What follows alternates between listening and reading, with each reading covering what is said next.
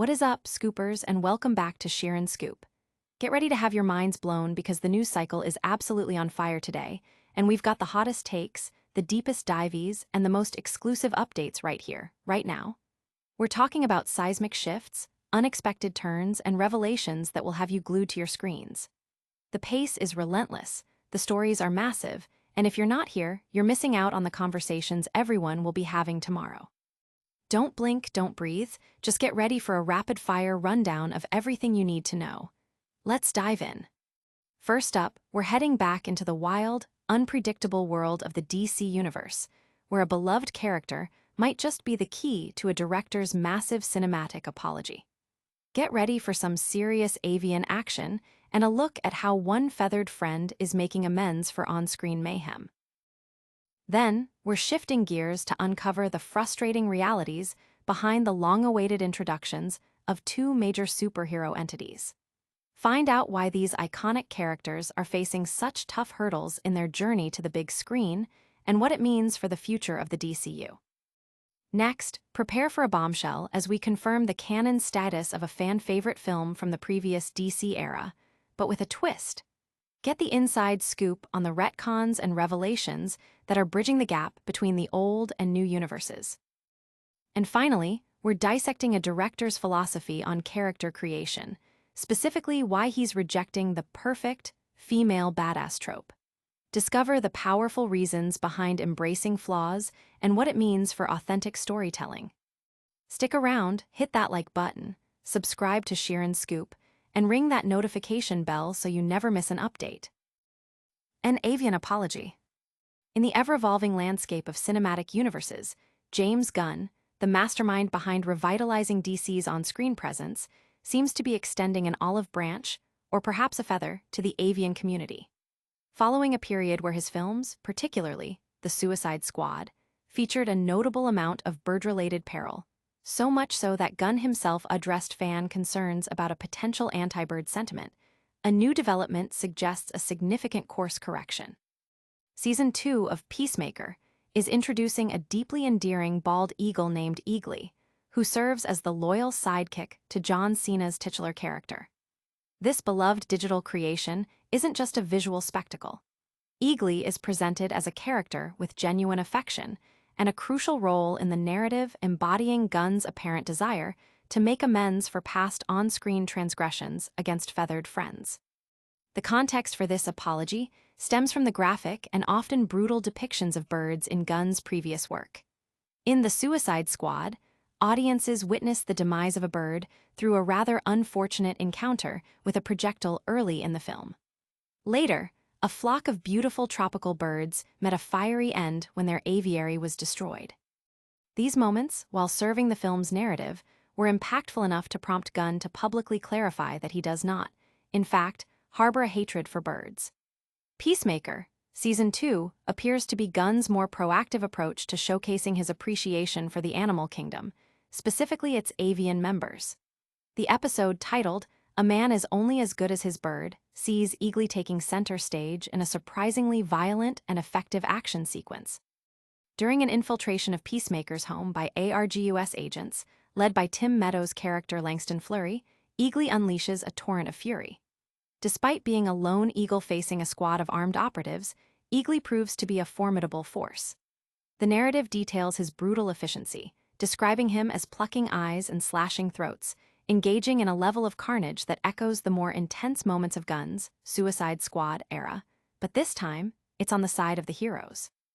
This vivid portrayal of Eagly's capabilities, coupled with his inherent likability, suggests a deliberate effort by Gunn to highlight the power and even the ferocity of birds in a positive, albeit violent, light. It's a narrative choice that resonates deeply with fans of the character and the wider DC universe, potentially signaling a new direction in how animals, particularly birds, are depicted in his projects. The fan reaction to Eagly's expanded role and his standout action sequence has been overwhelmingly positive. Many are interpreting this as a genuine and charming way for Gunn to address his previous controversial bird depictions.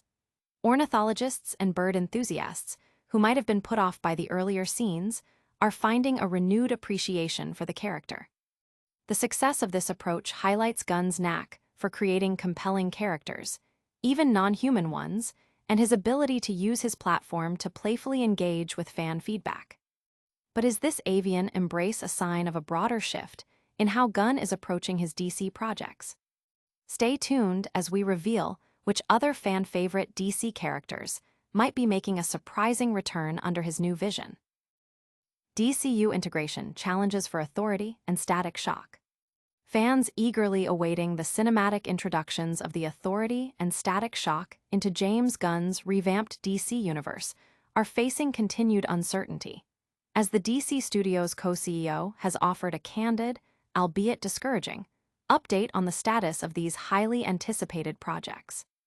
In a recent interview at the red carpet premiere of Peacemaker, Season 2, Gunn elaborated on the significant hurdles involved in integrating these unique superhero entities into Chapter 1, Gods and Monsters, citing their unconventional standing within the traditional DC lore as the primary obstacle. Gunn explained that the prolonged delay for Static Shock's big screen debut is largely due to the character's unique position in the DC universe. He drew a parallel to the challenges faced by the Authority, a team whose integration into the broader DC continuity has proven equally complex. It's all about integrating him with the DC universe, because he's not a character that's traditionally part of the DC universe, Gunn stated, referring to Static Shock. He further elaborated, it's kind of like the Authority. So, the Authority's been a little bit of a challenge simply because integrating them with the DCU has been a difficult thing to do, and the same thing is true of the Static Shock. Hopefully, we'll figure out a way to do that. This sentiment underscores a recurring theme in Gunn's approach, ensuring that new elements seamlessly blend with the established, albeit in progress, DCU narrative. The development of the Authority film has been particularly fraught with delays and vague updates since its initial announcement approximately 2 years ago. Gunn's past comments have hinted at the script's difficulties, with one instance involving him simply scoffing when questioned about the project's progress, suggesting development wasn't proceeding smoothly. In a February interview, he revealed that the script had a harder time coming along, leaving the future of the film, and by extension, the integration of these characters, in a state of considerable doubt. This lack of concrete progress has led to widespread speculation among fans about whether these projects will ever materialize within Gunn's ambitious DCU slate. The fan community's reaction to these updates has been a mix of disappointment and understanding. While many are eager to see these characters and teams brought to life, they also acknowledge the complexities of building a cohesive cinematic universe. The emphasis on careful integration, rather than rushed introductions, is seen by some as a positive sign of Gunn's commitment to quality storytelling. However, the extended silence and apparent difficulties in moving forward with the Authority and Static Shock have inevitably led to concerns about their eventual inclusion in the DCU. While some projects face integration headaches, other fan favorites are getting a surprising second chance. Get ready to find out which beloved DCEU film has just been confirmed as canon, with a few intriguing retcons. Blue Beetle's canon status confirmed amidst DCU retcons. In a significant development for fans of the DC Extended Universe, DCEU, James Gunn has confirmed that Blue Beetle, the critically acclaimed film starring Zolo Maridueña, is indeed canon within the newly established DC Universe, DCU, albeit with some necessary retcons. This confirmation arrives as Gunn and Peter Safran continue to navigate the complex task of unifying DC's cinematic history, a process that has seen several key characters recast and established storylines subtly rewritten to align with their new vision for the franchise. The transition from the DCEU to the DCU has been a period of considerable flux, marked by major casting shifts and narrative adjustments. While prominent figures like Henry Cavill's Superman, Ben Affleck's Batman, and Gal Gadot's Wonder Woman have either been replaced or are slated for recasting, and characters like Jason Momoa are moving to new roles, the Blue Beetle film's place in this evolving continuity was initially uncertain. Peacemaker, for instance, has already introduced significant retcons, showcasing Gunn's willingness to reshape the franchise. However, Gunn's recent comments suggest that not all elements of the previous regime are being discarded. Blue Beetle, despite its modest box office performance, garnered significant fan appreciation for its heartfelt story and introduction of a Latino superhero, positioning it as a potential bridge between the old and new DC eras. Gunn's confirmation came during a recent interview related to Peacemaker Season 2, where he specifically mentioned Blue Beetle as a property that could easily slide into the DCU. He explained the unique situation of Peacemaker, noting its somewhat detached place within the DCEU's timeline, which allowed for more creative freedom. Peacemaker was always in a weird place.